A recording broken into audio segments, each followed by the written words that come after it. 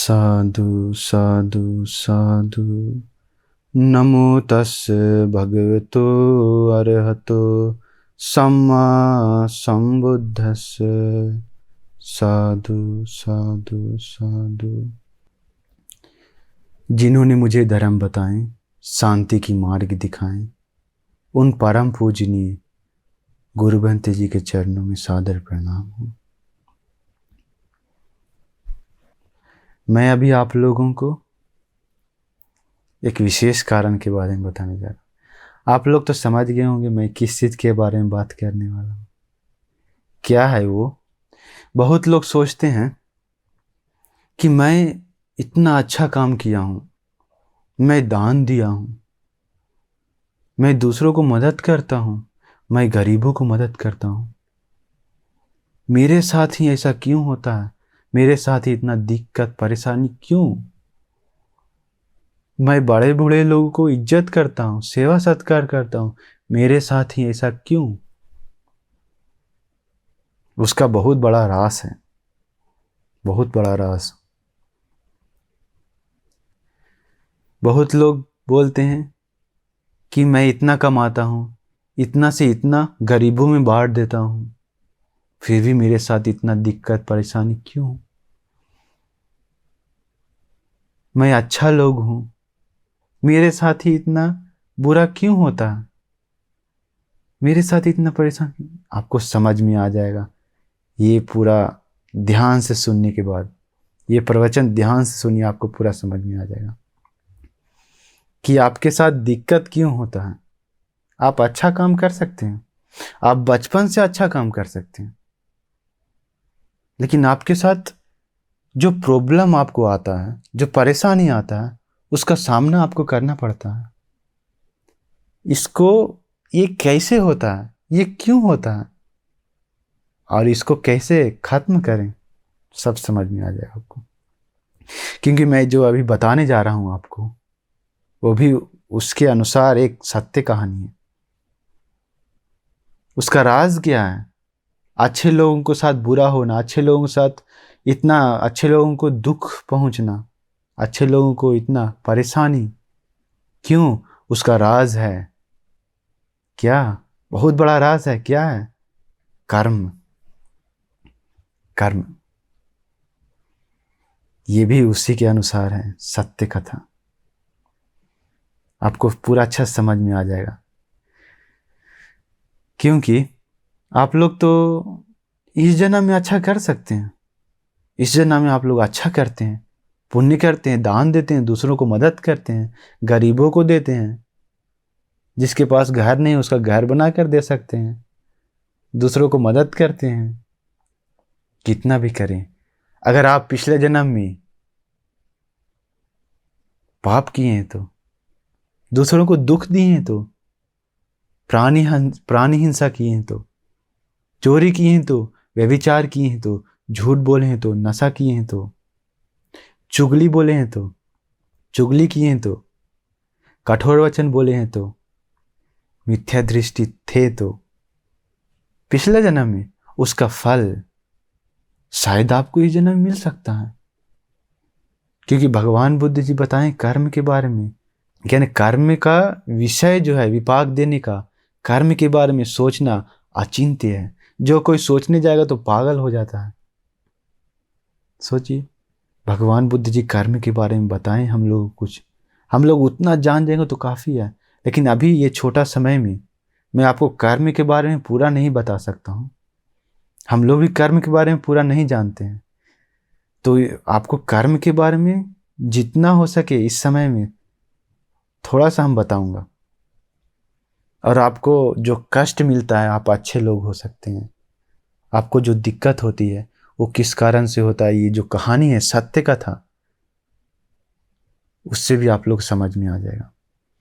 क्योंकि ये जो सत्य कथा है, इसमें भी दो ऋषि रहते हैं। उन लोग उन लोग बहुत ही अच्छे रहते हैं, बहुत ही अच्छा, लेकिन उन्हीं लोग को बहुत ही कष्ट मिलता है। एक ऋषि जी को बहुत दुख मिलता है, राजा लोग पकड़ लेता है उसे चोरी के रूप में, चोर के रूप में। बहुत ही सुंदर कहानी, आपको शुरू से समझाते हैं। ये क्या हुआ, ये घटना भगवान बुद्ध जी के समय पहले लेते हैं। भगवान बुद्ध जी के समय में भगवान बुद्ध जी उस समय श्रावस्ती में थे। तो एक भिक्षु था, जो क्या हुआ, वो भिक्षु को चीवर पहना हुआ था। उसको मन नहीं लगता था, धर्म में मन नहीं लगता था, ब्रह्मचर्य पालन करने में मन नहीं लगता था, दान पुण्य करने में मन नहीं लगता था, ध्यान साधना करने में मन नहीं लगता था। तो एक भिक्षु है तो उसको ध्यान साधना करना चाहिए, धर्म पढ़ना चाहिए, धर्म सीखना चाहिए, इसके बाद पूजा वंदना करना चाहिए। ये सब बहुत गुण हैं जो करना चाहिए। तो वो भिक्षु को कुछ भी मन नहीं लगता था। उसको मन क्या करता था, घर जाने के लिए। बहुत लोग ऐसा है, बहुत लोग घर से आते हैं कि हमको विमुक्ति चाहिए, हमको मुक्ति पाना है, हमको धर्म की रास्ता पे चलना, हमको सत्य की रास्ता पे चलना है। लेकिन चीवर पहनने के बाद उसका मन फिर बदल जाता है। देखिए, तो वैसा ही हुआ एक भिक्षु को भगवान बुद्ध जी के समय में। तो ऐसा मन नहीं करता था, तो वो भिक्षु क्या किया, सब लोग को बताने लगा, और भंती लोग थे और भिक्षु लोग थे, उन लोग को बताने लगा कि मुझे मन नहीं लगता है, मुझे ध्यान साधना नहीं कर सकता, मुझे ब्रह्मचर्य पालन नहीं कर सकता, हमको घर जाना है, हमको नहीं मन लगता है करके सब लोग को बोलने लगा। तो ये बात धीरे धीरे भगवान बुद्ध जी के पास गया। भगवान बुद्ध जी उस भिक्षु को बुलाते हैं। बुलाने के बाद पूछते हैं, हे भिक्षु, यह सत्य है क्या कि तुमको ब्रह्मचर्य पालन करने मन नहीं, भिक्षु जीवन तुमको मन नहीं लगता है, पसंद नहीं है अभी? जी भगवान, ये सत्य है। सभी लोग को बोलते हो? जी भगवान, सभी लोग को हम बताते हैं। उस समय एक था भगवान बुद्ध जी, भिक्षु लोग से भगवान बुद्ध जी कुछ भी पूछते थे तो उन लोग झूठ नहीं बोलते थे, भिक्षु लोग झूठ नहीं बोलते थे। देखिए, वो गुण था। कितना भी गलती कर ले, कितना भी दोष कर ले, कितना बड़ा गलती हो जाए, लेकिन भगवान पूछने से, भगवान बुद्ध जी पूछते थे, उसका सही उत्तर देते थे। ये ना कि लज्जा होकर या डर कर उसका उत्तर झूठ निकल जाए, ऐसा नहीं। तो वो भी बोला जी भगवान। तो भगवान बुद्ध जी बताते हैं, हे भिक्षु, ये जो बुद्ध शासन है, इतना सुंदर बुद्ध शासन को, इतना सुंदर बुद्ध शासन होने के बाद भी मैं जैसा, मतलब भगवान बुद्ध जी जैसा शास्त्रु गुरु होने के बावजूद भी तुमको मन नहीं लगता है ये ब्रह्मचर्य में। ब्रह्मचर्य मतलब भिक्षु जीवन में तुमको कैसे ऐसा वचन मुख से निकला, कैसे निकला? निकालने में, मतलब बोलने में तुमको हिरियोतप मतलब लज्जा भय होना चाहिए, लज्जा होना चाहिए, डरना चाहिए। वो तुम में नहीं था। वो भिक्षु को बता रहे हैं भगवान बुद्ध जी बताते हैं, पहले पूर्व में एक ऋषि जी था जो 50 साल तक, 1-2 साल नहीं, 50 साल से भी ज्यादा ब्रह्मचर्य को पालन किया। पसंद नहीं है, अपसंद से, मतलब कि दिक्कत से, मन नहीं लगता था उसको, लेकिन फिर भी किसी को बोला नहीं, किसी को बताया नहीं, और घर भी नहीं गया। इस सत्य कथा में, कहानी में बहुत चीज हम लोग सीख सकते हैं, बहुत चीज इसमें है। हिरियोत्तप यानी कि लज्जा भय के बारे में। इसके बाद इसमें सीख सकते ब्रह्मचर्य के बारे में। इसके बाद इस कथा में है बर्दाश्त करने के बारे में। इसके बाद मैत्री के बारे में है। इसके बाद सत्य क्रिया के बारे में है। ऐसे ऐसे बहुत गुण धर्म है इसमें सीखने को, आप ध्यान से सीखने, बहुत ही सुंदर है। तो क्या हुआ, भगवान बुद्ध जी पहले जो हुआ है वो बताते हैं। एक समय दो दोस्त रहता है, उन लोग बहुत ही अमीर रहता है, 80 करोड़ों का धन संपत्ति रहता है उन लोग के पास। वो दोनों दोस्त क्या करता है, वो सब दान दे देता है। दान देकर खुशी खुशी क्या होता है, हिमालय तरफ जाकर ऋषि बन जाता है। घर द्वार त्याग करके, बाल बच्चा सब छोड़कर, परिवार को छोड़कर, परिवार लोग रोते रोते बोलता है कि नहीं, आप हम लोग को मत छोड़कर जाइए। क्यों जा रहे हैं? रो रहा, रोते रोते उन लोग क्या किया, धर्म की ओर, ब्रह्मचर्य को पसंद किया शुरू में। तो क्या हुआ, ऋषि बनने के बाद अभी उन लोग पूरा धन संपत्ति सब छोड़कर ऋषि बन गया। ऋषि बनने के बाद वो हिमालय जो वन था, जंगल में 50 साल तक रहा, सोचिए। लेकिन फिर भी ध्यान, अभिज्ञा, कोई भी रिद्धि सिद्धि कुछ भी प्राप्त नहीं कर पाया दोनों। तो वो दोनों क्या हुआ, एक समय थोड़ा मतलब हिमालय पर्वत से नीचे की ओर आए, यानी गांव की ओर आकर आए, क्या, थोड़ा पिंडपात के लिए, भोजन के लिए। तो आने के बाद वो उन लोग का नाम तो बोलना आपको भूल ही गए। पहला ऋषि जी का नाम था दीपायन, जो हमारे बोधिसत्व थे। दूसरा ऋषि जी का नाम था मांडव्य, जो हमारे सारिपुत्र भंते जी थे। तो दीपायन, मांडव्य, ये दोनों दोस्त थे। तो दोनों गांव में जाने के बाद वो दीपायन का भी एक और दोस्त था गृहस्थ समय का, उसका भी नाम मांडव्य था, मांडव्य ब्राह्मण। तो उसके पास ये दोनों गया, ठीक है। उसके पास जाने के बाद वो ब्राह्मण देखता है हमारा दोस्त आया है। तो दीपायन, मांडव्य ऋषि दोनों ऋषि को वो ब्राह्मण बहुत खुशी से सेवा सत्कार करता है। उन लोग को रहने के लिए कुटिया बना कर देता है, खान पान, रहन सहन सब चीज़ देता है। तो वहाँ पर 3 साल तक रहता है। 3 साल तक रहने के बाद दोनों फिर चला जाता है कहाँ, राज उद्यान में। राज उद्यान में जाने के बाद, उस तरफ जाने के बाद फिर एक शमशान घाट मिलता है। एक शमशान घाट मिलने के बाद हमारे जो दीपायन थे बोधिसत्व, वो वापस चला जाते हैं कहाँ, अपना दोस्त के पास।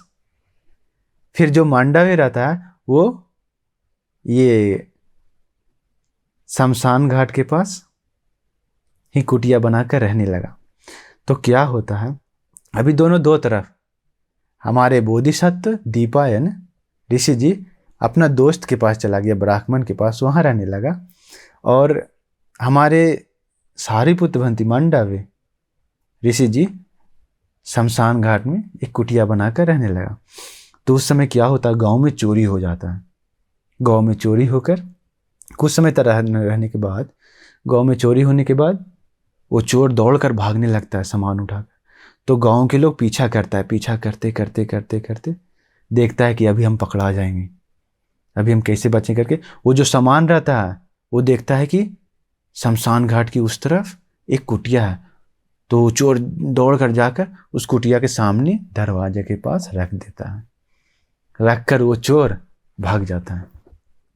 तो आदमी लोग आता है पीछे से, चोर को दौड़ाते लगा, देखता है कि अरे वो सामान तो यहाँ है, तो कुटिया किसका है, वो ऋषि जी का है। हाँ, ये मांडव्य ऋषि जी कहाँ है, दरवाजा ढक किया, ढकढकाने के बाद अंदर से आया।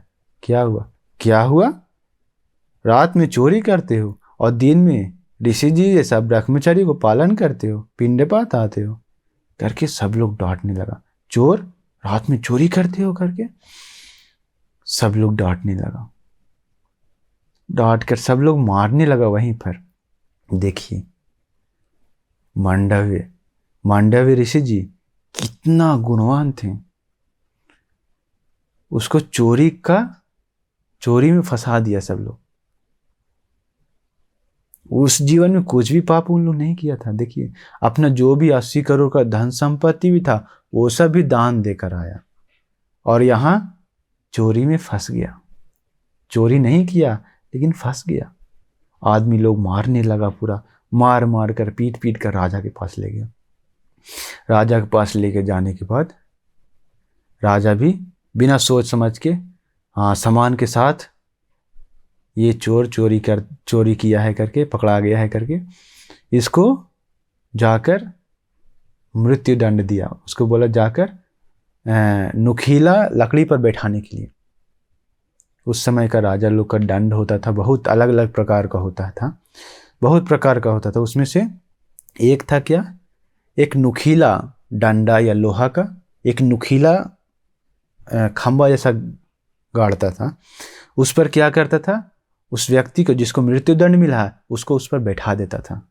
तो क्या होता था, धीरे धीरे वो पीछे से जाकर अंदर जाकर पेट में जाकर धीरे धीरे धीरे ऊपर तक निकल जाता था। वहीं पर वो मर जाता था।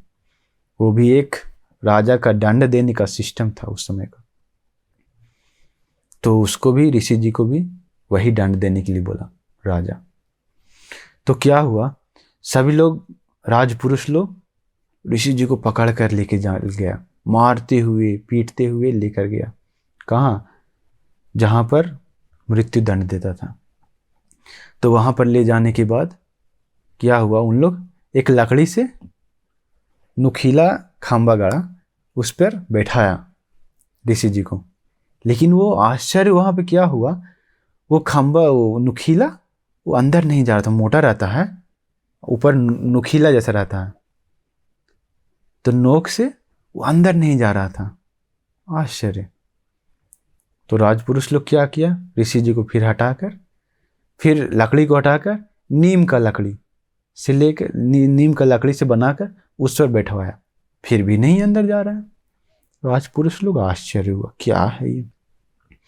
वो ऋषि जी भी बहुत अपसेट, बहुत सोच रहे, हम चोरी भी नहीं की, हम इतना अच्छा हैं, हमको क्या हुआ। राजपुरुष लोग क्या किया, इसके बाद लोहा का बनाया, लोहा का खंबा, ऊपर नुकीला करके नोक, उस पर बैठाया। वाह, फिर भी नहीं जा रहा अंदर, फिर भी नहीं जा रहा। देखिए आश्चर्य। फिर ऋषि जी सोचने लगा, हम क्या किए हैं, हम इतना अच्छा आदमी हैं, हम इतना अच्छा ऋषि जी हैं, मेरे साथ ही ऐसा क्यों हो रहा है, मेरे साथ ही ऐसा क्यों हो रहा है करके सोचते समय, उसी समय ऋषि जी को पिछला जन्म याद आ गया। तुरंत पिछला जन्म याद आते ही सोचा, क्या किए, पिछला जन्म देखा। देखने के बाद देखा, पहले कुछ जन्म पहले ही एक मतलब एक परिवार में जन्म लिया था, छोटा बेटा था, तो बढ़ी का परिवार में जन्म लिया था। तो पिताजी लकड़ी का काम करते समय वो छोटा बच्चा वहाँ पे आया। आने के बाद जो लकड़ी रहता है, छोटा छोटा पतला पतला सुई जैसा लकड़ी रहता है, वहाँ पर गिरा हुआ रहता है बहुत सारा। बढ़ी लोग काम करते समय आ रहा है। तो बच्चा क्या करता है, वो छोटा सा लकड़ी लेकर एक मक्खी को पकड़ता है। मक्खी को पकड़कर पीछे से भोंकता है, छिद्र करता है। मतलब वो लकड़ी को पीछे से मक्खी का पीछे से घुसा देता है। बच्चा लोग खेलता है। लेकिन देखिए, वो बच्चा नहीं जानता था कि इसका फल हमें ऐसे भुगतना पड़ेगा अगला जन्म में। देखिए, वही पाप का फल इस जन्म में मिल रहा है ऋषि जी को, पिछला जन्म करने का फल। तो सिर्फ मक्खी को थोड़ा सा ये लकड़ी अंदर घुसाया, लेकिन उसी कारण से वो मक्खी मरा नहीं, लेकिन मक्खी को पूरा वेदना, दुख महसूस हुआ। वो मक्खी पूरा छटपटाने लगा, लेकिन मरा नहीं। मक्खी क्या हुआ था उस समय, वही पाप किया था वो, तो वो पाप याद आ गया ऋषि जी को, अरे हम ऐसा पाप किए पिछला जन्म में, ऐसा है तो मुझे उसका फल मिलना चाहिए, हम उसका फल को नहीं रोक सकते हैं। देखिए, कर्म का फल को इस दुनिया में ऐसा कोई भी नहीं है जो रोक सके, न हम न आप, न अरहंत लोग, न पच्चेक बुद्ध लोग। हमारे भगवान बुद्ध जी कितना, भगवान बुद्ध जी के पास कितना ईर्दी है, कितना गुण है, कितना कितना चीज है, सोच भी नहीं सकते हम लोग। फिर भी हमारे भगवान बुद्ध जी तीनों लोकों में सर्वश्रेष्ठ उत्तम पुरुष रत्न है, उनके जैसा और कोई भी नहीं है। लेकिन हमारे भगवान बुद्ध जी को भी कर्म का जो फल है उसको नहीं रोक सकते हैं, कोई भी नहीं है। आपको भी, आप कौन है, हम कौन है, भगवान बुद्ध जी को भी नहीं कर सकता है तो हम लोग कौन है, छोटा मोटा लोग हैं। तो आपको जीवन में अभी अच्छा ही कर रहे हैं, कुछ दिक्कत आया, परेशानी आया, हमेशा दिक्कत आता है, तो कारण क्या है? आप पिछला जन्म में जरूर पाप किए होंगे, इस जन्म में नहीं किए होंगे, आपको दिखता नहीं है, लेकिन पिछला जन्म में किए हैं आप, पिछला जन्म में वो पाप किए हैं। इसलिए उसको सुधारने के लिए, उसको सुधारने के लिए अभी से पुण्य कीजिए, पाप मत कीजिए, पाप मत कीजिए। तो ये ऋषि जी भी अच्छे थे, लेकिन पिछला जन्म करने के कारण उसको मिला। तो ये ऋषि जी क्या बोलते हैं राजपुरुष लोगों को, हे राजपुरुष, तुमको अगर चाहिए मुझे जान से मारने के लिए तो ये वो एक लकड़ी का नाम बताएं, एक पेड़ का नाम, उस पेड़ का लकड़ी लेकर आओ, उसी से मेरा पेट के अंदर वो घुसेगा, वो खंबा। तो उन लोग वैसा ही किया, लाकर गड़ दिया खंबा, नुकीला था, उस पर बैठा दिया, तो लकड़ी धीरे धीरे चला गया। क्यों? वो ऋषि जी देखा, वो मक्खी को घुसाया था वही लकड़ी, वही पेड़ का लकड़ी, पर पतला नुकीला, तो वही पेड़ का लकड़ी से अभी ऋषि जी को उस पर बैठाया, तो ऋषि जी का पेट में धीरे धीरे अंदर जा रहा है। अभी धीरे धीरे ऋषि जी को बहुत ही दुख वेदना मिल रहा है। ऋषि जी सोचने लगा, मैं ही किया हूँ, इसलिए मुझे ही भोगना पड़ रहा है करके सोचने लगा। देखिए कितना अच्छा ऋषि जी थे, ठीक है। तो वो ऋषि जी का, यानी कि मांडव्य ऋषि जी का दोस्त था जो दीपायन, वो दीपायन ऋषि जी हमारे बोधिसत्व आते हैं अपना दोस्त से मिलने के लिए, कि हमारा दोस्त कहाँ होगा पता नहीं, बहुत समय से नहीं मिले हैं करके। आने के बाद गांव में लोग बताते हैं कि वो ऋषि जी ये उसको मृत्युदंड दे दिया करके, राजा करके, उसको सुनने में आया। तो दीपायन तुरंत, हाँ क्या हुआ मेरा दोस्त को, मेरा दोस्त ऋषि जी को क्या हुआ करके तुरंत दौड़े तुरंत आया जहाँ मृत्युदंड दिया था। देखा कि खंबा के ऊपर, नुकीला खंबा के ऊपर बैठाया हुआ है, अभी धीरे धीरे अंदर जा रहा है, लेकिन मरा नहीं था, अभी थोड़ा सा अंदर गया था। तो ये दीपायन ऋषि जी पूछता है मांडव्य ऋषि जी से कि हे दोस्त, क्या तुमने किया है? तो बोलते मैंने कुछ भी नहीं किया। क्या तुमने चोरी की है? नहीं नहीं नहीं, मैं कभी भी चोरी नहीं कर सकता, मैं जिंदगी में तो कभी चोरी किया हूँ नहीं किया हूँ।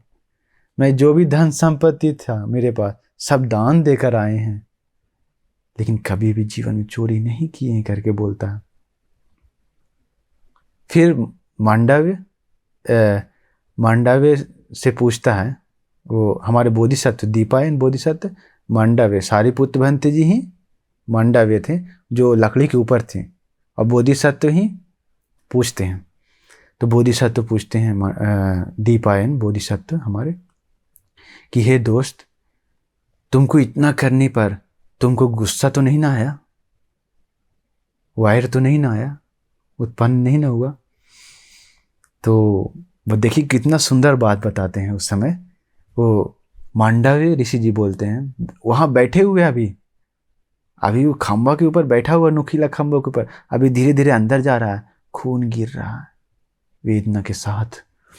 वो ऋषि जी बोलते हैं, दीपायन मेरे दोस्त, मैंने मेरे को जो दिक्कत दिया, परेशान किया, वो राजा के प्रति भी मेरे मन में कोई भी क्रोध, गुस्सा, नफरत नहीं है। जो चोरी करके सामान रखा था उसके प्रति भी, वो चोर के प्रति भी मेरा मन में कोई भी नफरत, गुस्सा नहीं है।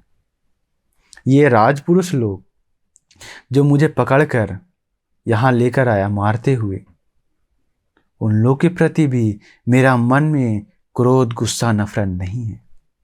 और जो आदमी लोग, जनता लोग के प्रति भी, जो जनता लोग पकड़कर राजा के पास ले गया मारते हुए, पीटते हुए, उन लोग के प्रति भी मेरा मन में क्रोध, गुस्सा, नफरत नहीं है।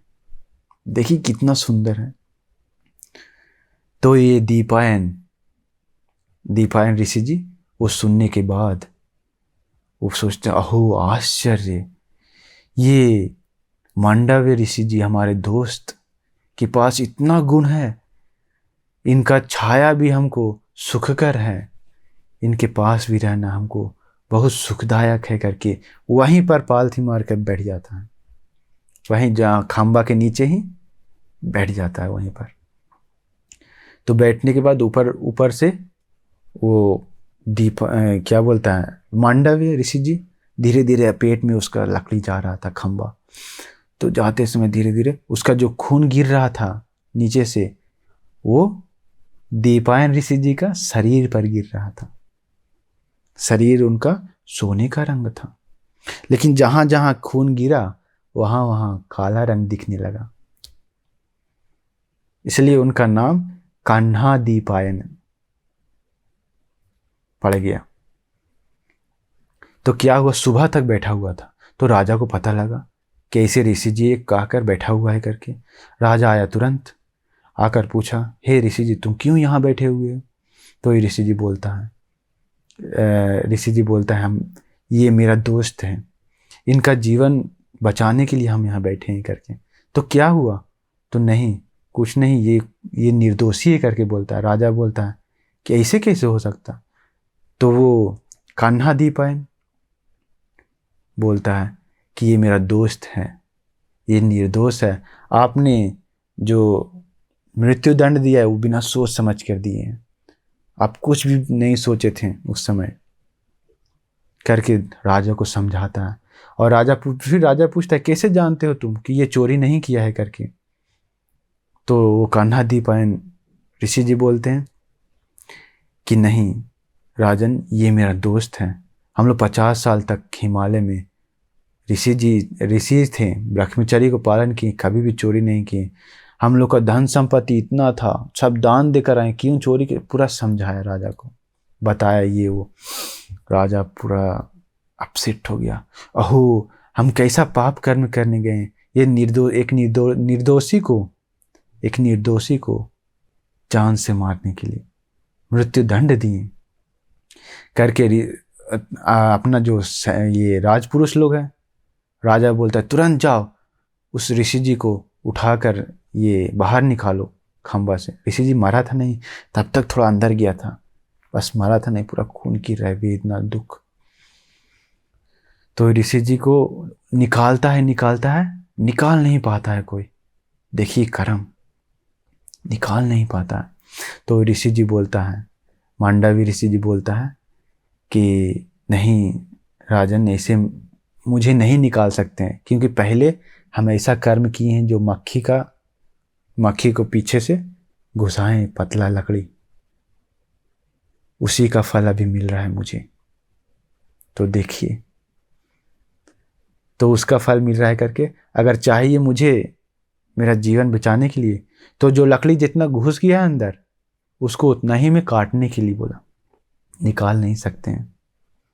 तो राजा वैसा ही किया, जितना अंदर घुस गया था उतना घुस गया, बाहर से फिर काट दिया, बाहर से नीचे से काट दिया लकड़ी को, काट कर वो ऋषि जी को नीचे उतारा। ऋषि जी का पूरा खून बह रहा है। फिर ऋषि जी को जाकर सेवा सत्कार सब चीज़ किया, सब चीज़ किया। फिर क्या हुआ, अंत में वो ऋषि जी धीरे धीरे उसका घाव ठीक हो गया। उसका जो लकड़ी था पेट में ही था, इसलिए उनका नाम क्या पड़ गया, आनी मांडव्य। तो आनी मांडव्य ऋषि जी क्या हुआ, उसके बाद वहीं रहने लगा। राजा उनको सेवा सत्कार सब चीज़ करने लगा, तो राज उद्यान में ही ठहर गया। जो मांडव्य ऋषि जी था, आनी मांडव्य ऋषि नहीं, जो मांडव्य ऋषि जी था वहीं रह गया। आनी मांडव्य जो दीपायन था, जिसका शरीर पर वो खून गिरा था, हमारे बोधिसत्व कान्हा दीपायन नाम पड़ा इसीलिए। तो कान्हा दीपायन ऋषि जी क्या हुआ, कान्हा दीपायन ऋषि जी फिर वापस चला गया कहाँ, अपना दोस्त के पास, ब्राह्मण दोस्त के पास, फिर वहीं रहने के लिए। ठीक है, इतना तो समझ में आया होगा आपको। फिर क्या हुआ, अभी वहाँ ऋषि के अपना दोस्त के पास जाने के बाद दोस्त के साथ वो सब बात करते रहता है कि ऐसे ऐसे हुआ, हमारा दोस्त ऋषि जी को ऐसे ऐसे दंड मिला, वो निर्दोषी था फिर भी ऐसा दंड मिला करके बात करते रहता है। उसी समय क्या होता है, वो ब्राह्मण का बेटा, एक बेटा रहता है छोटा, तो बेटा खेलते रहता है, खेलते खेलते खेलते वो गेंद रहता है जो छोटा सा बॉल, वो जाकर एक सर्प नाग का बिल में घुस जाता है। वो नाग का सर पर गिरता है वो बॉल, तो बच्चा रहता है, वो बिल में हाथ डालकर वो बॉल को निकालता है। तो उसी समय क्या होता है, वो नाग वो बच्चा को डस लेता है, विषघोर नाग रहता है, बच्चा वहीं पर गिर जाता है। अभी वो ब्राह्मण और उसकी पत्नी, मतलब बच्चा का मम्मी पापा दोनों दौड़ते हुए आता है बच्चा के पास, और वो ऋषि जी भी वहीं रहता है, कान्हा दीपायन हमारे बोधिसत्व। तो कान्हा दीपायन ऋषि जी भी आता है, आकर देखता है क्या हुआ। तो मम्मी पापा पूरा बोलता है कि हे ऋषि जी, आप तो औषध के बारे में जानते होंगे, आप तो औषध जानते होंगे, हमारे बच्चे को ठीक कर दीजिए। तो कान्हा दीपायन ऋषि जी बोलते हैं कि नहीं, हम कुछ भी नहीं जानते हैं ये सब के बारे में करके, दवाई के बारे में कुछ नहीं जानते। तो बोलते हैं ऐसा है तो ऋषि जी आप सत्याक्रिया कीजिए, आप जो सत्याक्रिया कीजिएगा तो उससे भी शायद ठीक हो सकता है हमारा बच्चा करके। उन लोग बोला, देखिए अभी सत्याक्रिया कितना सुंदर से करते हैं, एक नहीं, देखिए कैसे होता है। वो ऋषि जी सत्याक्रिया करते हैं क्या, कि बेटा का नाम रहता है यज्ञ दत्त, ठीक है। तो ऋषि जी सत्याक्रिया करते हैं कि हम जब से घर त्याग दिए हैं तब हम 1 सप्ताह ही मन लगाकर खुशी से ब्रह्मचर्य को पालन किए, सिर्फ 1 सप्ताह बस। बाकी 50-55 साल तक अभी तक ब्रह्मचर्य को जो पालन किए हैं वो पसंद से नहीं, नापसंद से ही किए हैं, यानी कि मन लगा के नहीं किए हैं करके बोलता है। ये सत्य है, ये सत्य है। जो ऋषि है, हम ऋषि हैं, ये ऋषि बनकर रह रहे हैं, हम मेरा मन नहीं है, ये सत्य है। ब्रह्मचर्य को पालन कर रहे हैं, मेरा मन नहीं है पालन करने का, नापसंद से ही हम पालन कर रहे हैं, ये सत्य है। यही सत्य के बल से ये बेटा सुखी हो करके सर पर हाथ रखकर सत्याक्रिया करता है। इसका नाग का जो विष है खत्म हो जाए करके सर पर रख कर, तो बच्चा का इतना सर की तरफ पूरा ऊपर से नीचे तक इतना आधा, मतलब गर्दन तक ठीक हो जाता है सत्याक्रिया करने के बाद। तो वो ऋषि जी सत्याक्रिया करने के बाद ऋषि जी बोलते पिताजी को, मैंने सत्याक्रिया कर दिया है। अब बच्चा बोल सकता है, देख सकता है, लेकिन पैर हाथ हिला नहीं सकता है, खड़ा नहीं हो सकता। तो ऋषि जी बोलते हैं अपना ब्राह्मण दोस्त को, दोस्त मैंने कर दिया है, अब तुम्हारा बारी है, तुम सत्य क्रिया करो। तो वो ब्राह्मण अपना बेटा को पेट पर हाथ रख के सत्य क्रिया करता है। क्या करता है कि हम देखिए कैसे हम जो ऋषि लोगों को दान देते हैं, उन लोगों को सेवा सत्कार जो करते हैं, वो पसंद से नहीं करते हैं, नापसंद से ही करते हैं, खुशी मन से नहीं करते, हम दुखी मन से ही करते हैं। लेकिन ऊपर से दिखाते हैं कि खुशी है, लेकिन हम सच में अंदर से मेरा मन उसके प्रति कुछ भी खुशी नहीं, दान देने के प्रति मुझे कर्म फल का कुछ भी विश्वास नहीं है। ये सत्य है। हम जो दान देते हैं ऋषि लोग को, वो पसंद से नहीं देते हैं, खुशी से नहीं देते हैं, वो सत्य है। उसी सत्य की बल से हमारा बेटा सुखी हो, हमारा बेटा का जो नाग का विष है वो खत्म हो जाए, सुखी हो करके पेट पर हाथ रख के सत्य क्रिया करता है बच्चा के पेट पर हाथ रख के। तो बच्चा का जो नाग का विष रहता है शरीर का और कम जाता है आधा। अभी पेट तक ठीक है, लेकिन पैर हिला नहीं सकता है। बैठ सकता है लेकिन पैर नहीं हिला सकता, खड़ा नहीं हो सकता, चल नहीं सकता। अब बारी आया किसका? अब पत्नी का।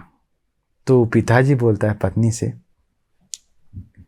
देवी आप, अब आपकी बारी है, अब आप सत्य क्रिया करें। तो पत्नी बोलती है,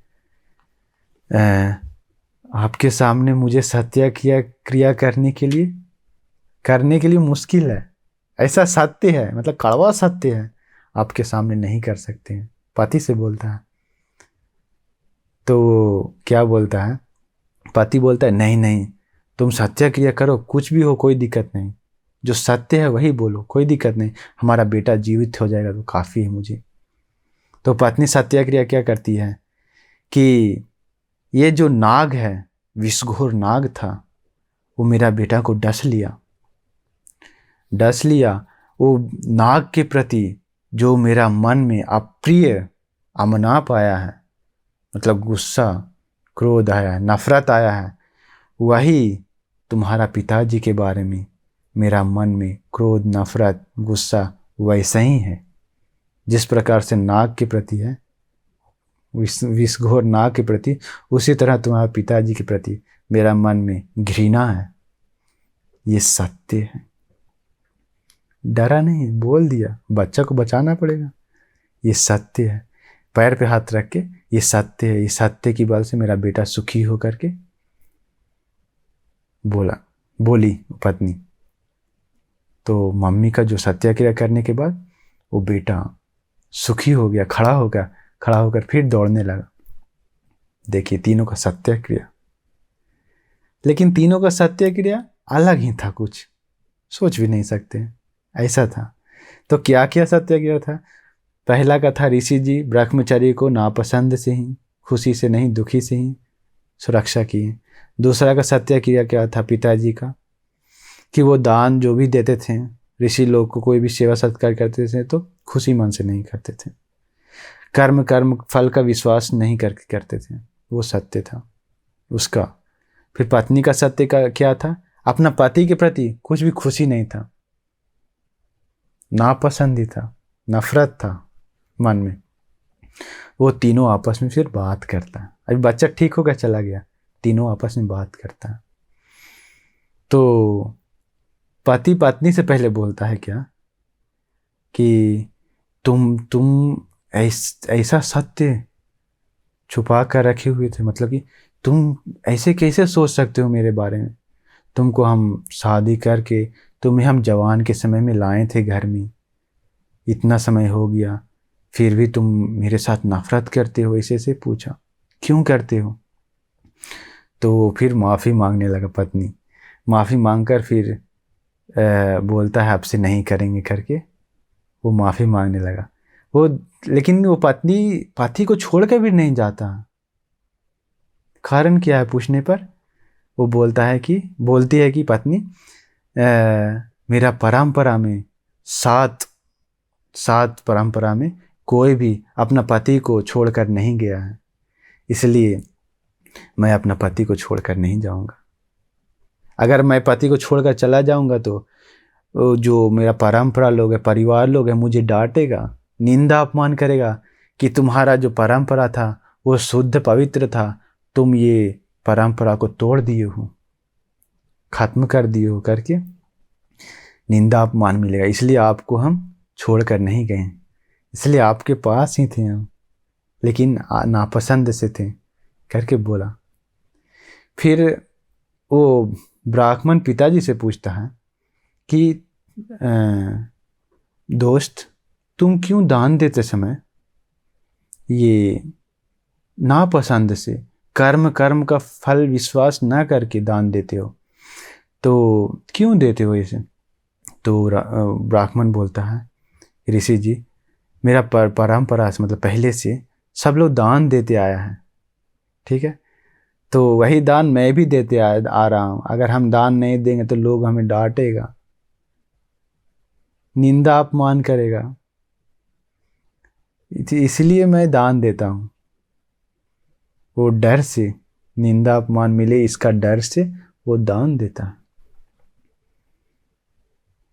फिर ऋषि जी से पूछता है वो पिताजी, ऋषि जी, आप नापसंद से ब्रह्मचर्य को पालन क्यों करते हैं? ऋषि जी, आप ऋषि बने हैं तो खुशी से रहिए, मन क्यों नहीं लगता आपको? ऋषि ऋषि ऋषि बनकर रहने में मन क्यों नहीं लगता है? तो ऋषि जी बोलते हैं कि आप, मतलब ऋषि जी पूछता, आप घर क्यों नहीं चाहते हैं? क्यों ऋषि, मन भी नहीं लगता और रह भी रहे हैं, क्यों? तो बोलते हैं ऋषि जी, हम घर में इतना धन संपत्ति सब दान देकर आए हैं, एक सप्ताह ही खुशी से ब्रह्मचर्य को पालन किए, लेकिन ये ब्रह्मचर्य आए फिर से हम घर जाकर वो सब धन संपत्ति लेंगे तो लोग मुझे निंदा अपमान करेगा, डांटेगा, मजाक उड़ाएगा, इसलिए हम घर नहीं गए हैं। और ये ब्रह्मचर्य जो है वो सत्पुरुष लोग मतलब अच्छा बोलते हैं, ये ब्रह्मचर्य सद्गुण है, अच्छा है, पुण्य मिलता है, इसलिए हम नापसंद से ही सही लेकिन ब्रह्मचर्य को पालन करते हैं। ऋषि जी बन के रहते हैं, हमको मन नहीं है फिर भी रह रहे हैं, ऐसे बोलता है तीनों। फिर तीनों आपस में फिर बात करता है, फिर तीनों बात करके अपना अपना गलती सुधार लेता है। जैसे कि पत्नी को पति बोलता है, पत्नी माफ़ी मांगने लगता है पति से कि हम ऐसा नहीं करेंगे, अब मुझे माफ़ कर दीजिए करके पत्नी सुधर जाती है। पति बोलता है ऐसा मत करना फिर से करके, पत्नी फिर सुधर जाती है, माफ़ी मांगने लगती है, फिर पत्नी सही से रहने लगती है। उसका पति भी, ऋषि जी बोलता है कि हे दोस्त, तुम भी दान देते समय खुशी से दान दो, कर्म फल का विश्वास करके दान दो, तब तुमको पुण्य बहुत मिलेगा, तब तुमको अच्छा होगा, तुम्हारे लिए कल्याण होगा। ऐसे नापसंद से दान मत दो, खुशी से ही दान दो करके उसको समझा देता है, वो भी समझ जाता है। फिर वो पिताजी ऋषि जी को बोलता है, आप ऋषि जी, आप ब्रह्मचर्य को पालन करते हैं, आप ऋषि जी हैं, आप खुशी से जीवन बिताइए, आप ब्रह्मचर्य के बारे में खुश हो जाइए, फिर ये काम वासना में मत जाइए, मत फंसिए, आप खुशी से ब्रह्मचर्य को पालन करिए, जिसके कारण हम लोग आप लोगों को दान देंगे तो हम लोग का दान महत फल महानिशंस होगा। वो ऋषि जी भी समझ जाता है, वो तीनों अपना गलती सुधार लेता है।